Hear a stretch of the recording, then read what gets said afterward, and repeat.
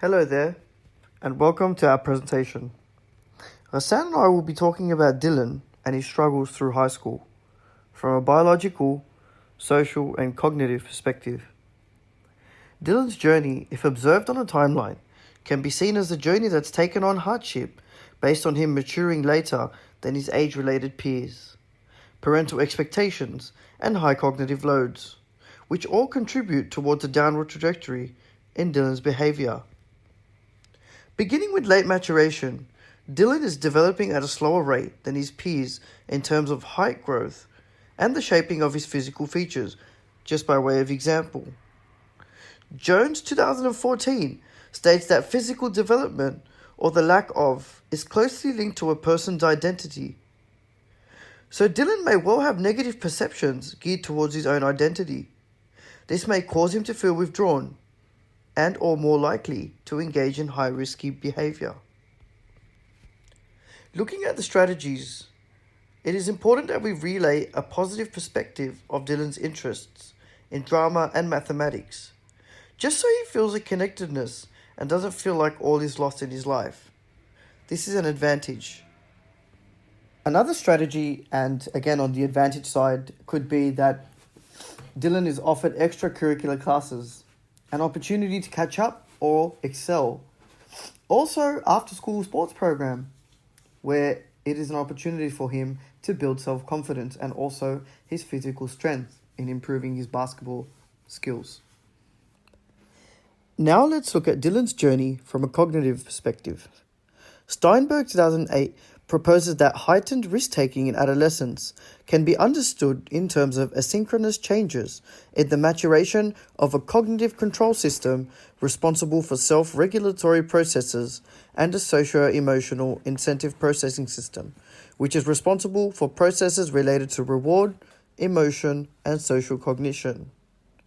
As we can see through the engagement of high-risk behavior, such as smoking, truanting, and stealing, Dylan's emotions are taking control and basically overriding any existing self-control mechanisms, which is why we see such behavior taking place.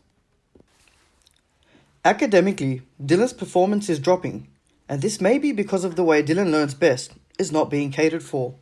For instance, Kaluga and Hanham, 2011, suggest that the most appropriate student guidance is provided when a procedure provides much support, for example, in worked steps, in the beginning of a learning phase, and increasingly less support when the learners proceed in skill acquisition. So Dylan may not be getting through the worked steps in class and struggling to understand foundational concepts, and as a result, we see his academic performance dropping. For strategies, one particular strategy can be a drama-based therapy session, where because Dylan has a keen passion for drama, a before or after school program, which goes for 30 minutes, can potentially assist him in navigating his thoughts appropriately in an indirect manner, without making it obvious, in fear of making him feel isolated further. An advantage of this strategy is the simple fact that Dylan's keenness for drama is something he clearly enjoys and can potentially thrive at. An obvious disadvantage is an increased feeling of isolation, or students teasing him. Also, the costs associated with setting up something like this. As we take a look at the situation facing Dylan, we could see that he is visibly, socio-emotionally impacted. He has interpreted his parents' ambitions into expectations, and this has taken a toll on his well-being, as he feels like he is unable to excel in basketball or in his academics. Each person has their own unique identity, and each individual is different from one another.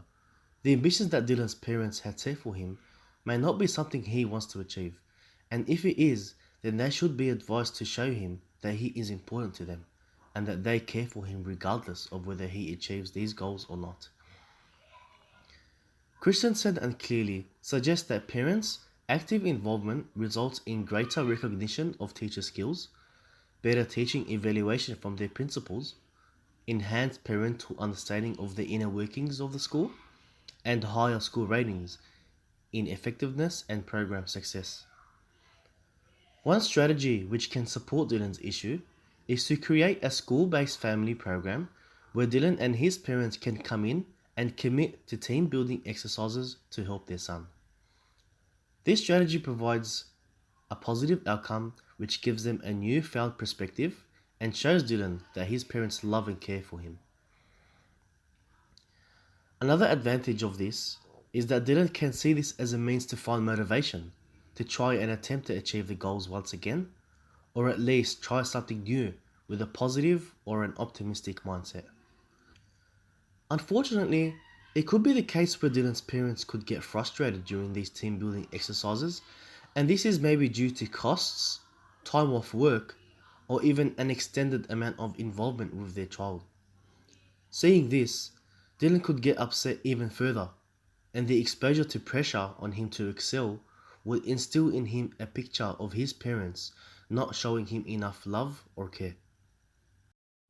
As you could see, we've gone through many strategies that could assist Dylan to become more positive and engaging in his education and sport. The strategies that helped Dylan with his biological issues was to relate to him positive perspectives towards his interests, pushing him to take extracurricular classes, and assisting him with after-school basketball lessons.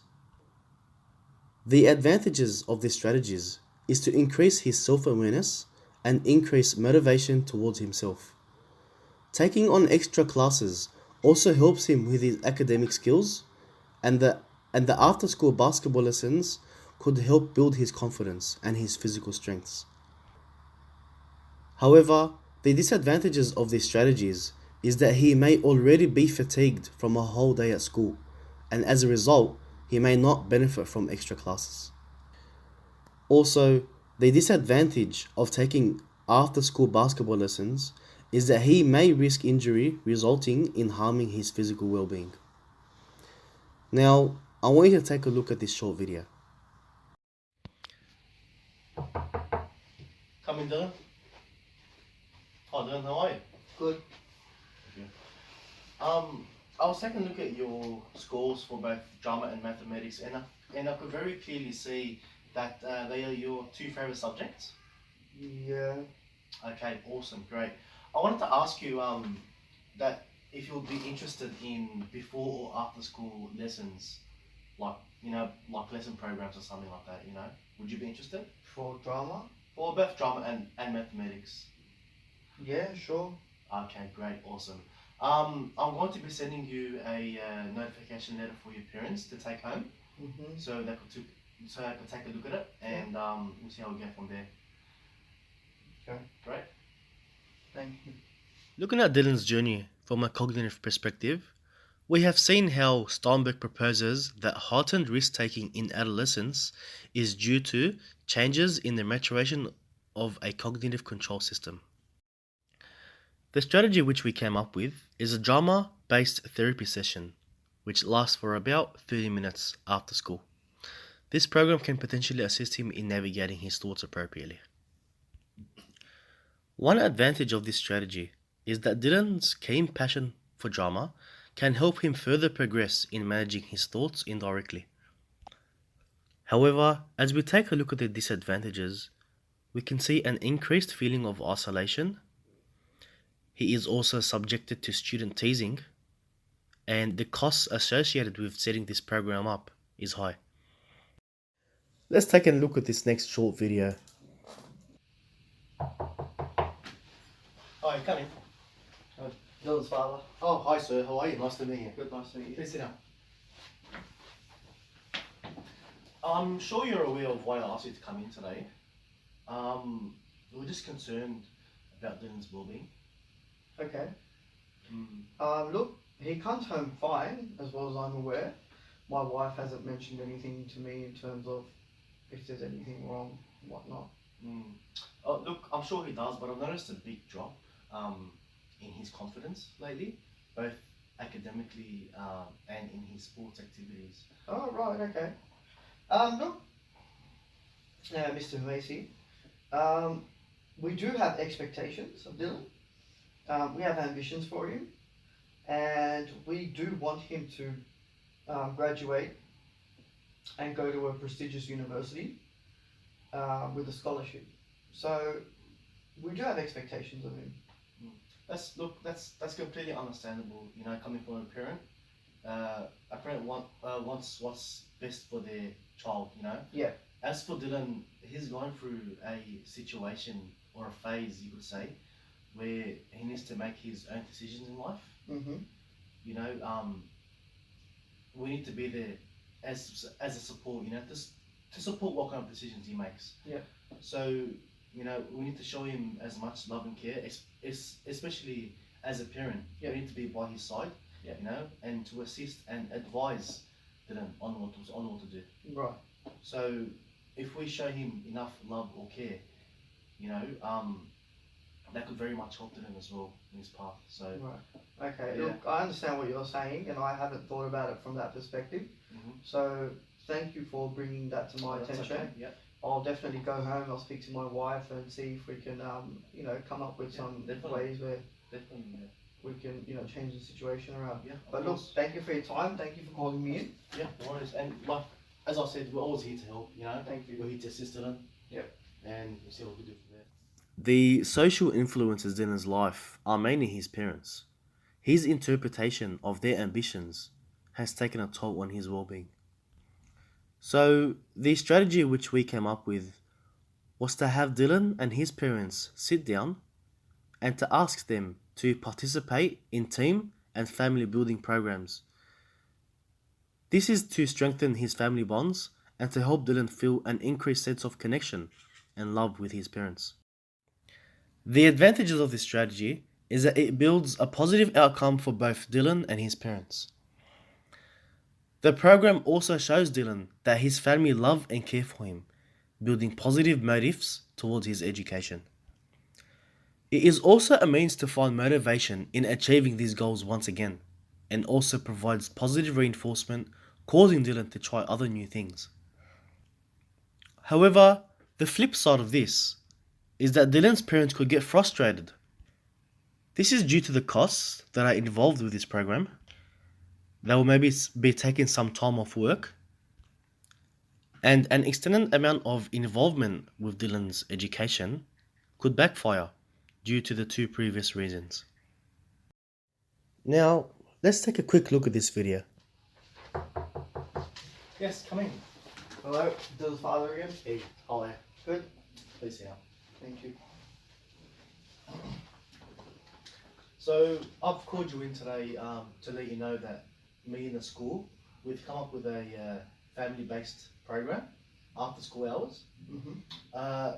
This program is designed, just for families to increase or you could say strengthen the bond between them and their children. Okay, right. There'll be a lot of activities, team-based activities that are designed to help them in a positive manner. Right. As well. Okay. So. And that'll So I would like to know build his confidence. Yeah. Okay. Well, cool. Yeah. Look, I'd love to. Mm-hmm. Obviously, I'd have a chat to my wife when I get home. Also, what are the times? Do we have to pay? So you think you're okay with that though? Look, depending on availability, what time I finish work. Okay, awesome. Look, I will send you a form to your address. Okay. This form, you could fill it out. Yep. And you could put in the times you want, your availability. Yep. It will cause you to take some time off work or just adjust like work some time. schedule. Yeah. Off your schedule. But that would be very, very great for Dylan as well. Just to strengthen him and help him and support him. No problem. No problem. Look, thank you for that. Again, I appreciate you bringing this to my attention and creating a program like that. No problem. And hopefully chat to my wife, and I'm looking forward to your email. Of course. Thank you. Hello. So this unit, Adolescent Development and Teaching, has played a critical role in shaping my understanding of what it means to be an effective pre-service teacher. Concepts that are profound in shaping the foundation of behaviour in adolescence, such as biological, social and cognitive development. These constructs were thoroughly looked over in the unit.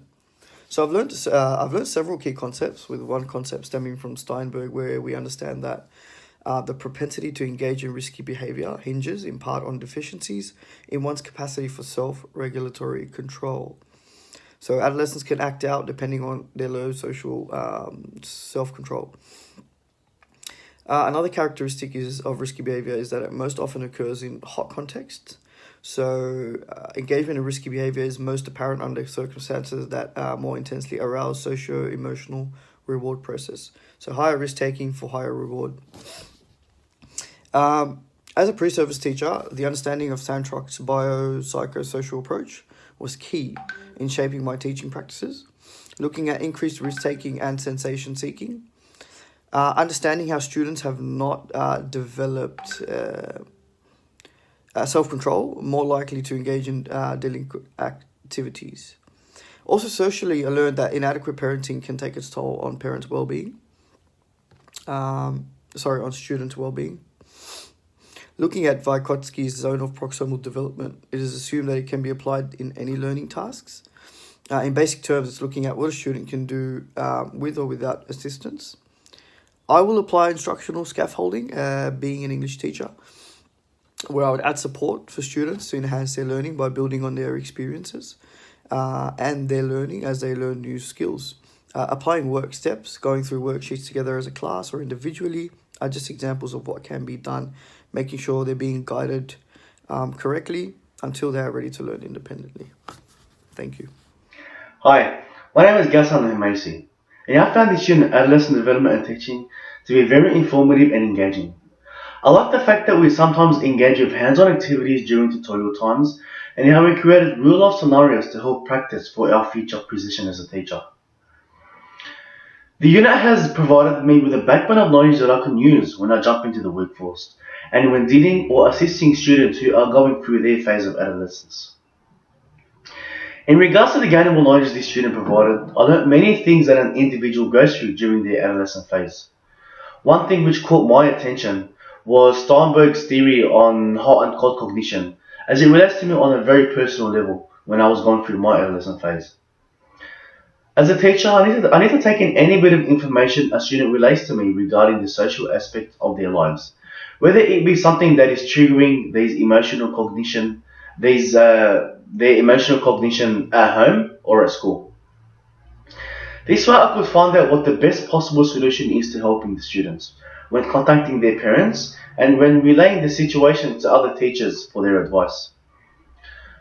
One strategy I would present to students would be goal setting.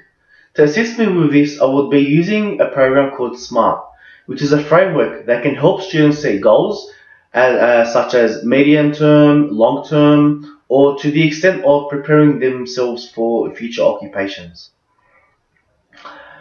The use of this strategy can help improve students' critical thinking skills and helps them differentiate from what's good and what's bad, for providing them with the tools to organize their academic coursework. This could also help them build resistance towards hot cognition as well. The theory of adolescent development will definitely have an influence in my future teaching practice because it gave me a peek into the brain of an adolescent. As an English teacher, I would now be able to understand any biological, cognitive, and social issue they have. And I would now be able to be there and assist them with these certain issues they face because of the knowledge that I gain in the field of adolescence. That's all for now. Thank you very much.